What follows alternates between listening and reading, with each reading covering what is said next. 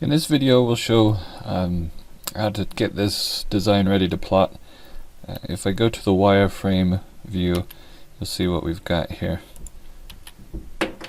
The fisherman design is just overlapping everything, and the trees and stuff are really just underneath that design. So the first thing that I'll do is I'll grab what we want to keep and send that to a plot page.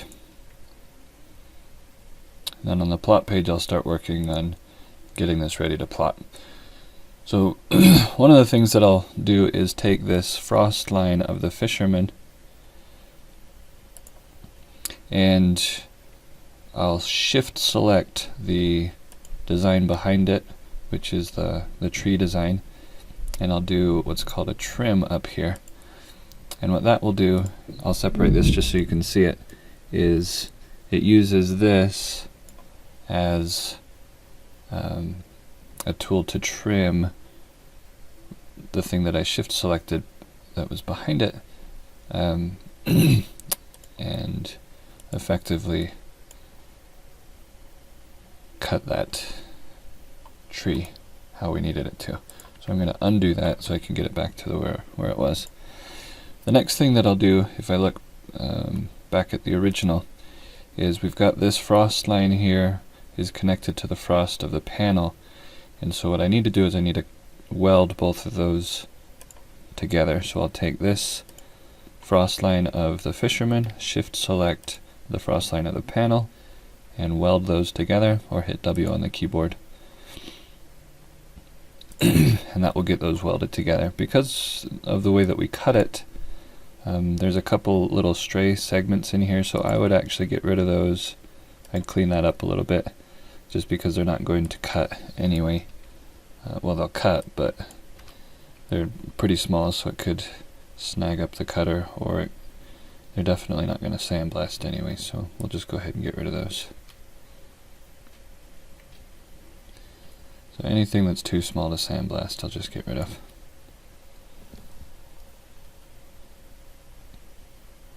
And then the next thing that we need to do is get all of the black pieces welded together.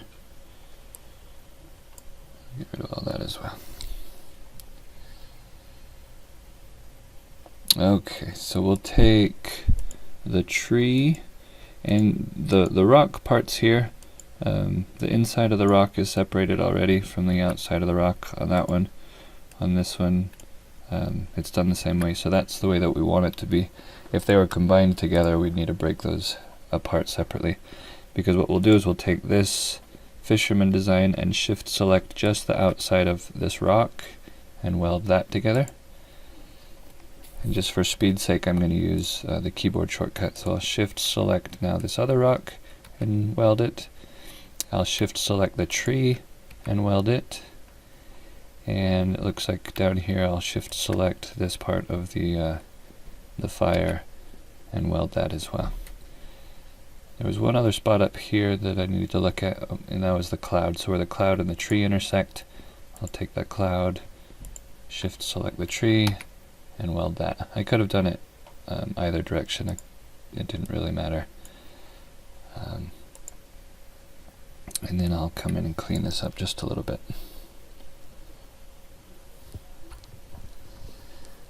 The last thing is this frost line.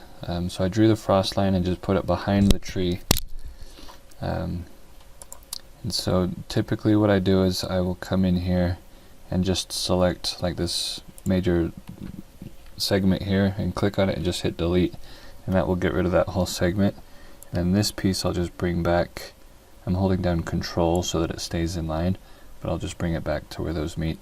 You can either do that or you can virtual segment delete and just get rid of that so that it stops right there. So then the same thing down here. It takes more work to virtual segment delete all these little chunks, I think, than it does to just delete them. But if I just delete like from here, select those nodes and delete, it'll delete this whole line here. So instead of that, I want to make another node right here So I'm double clicking to create another node.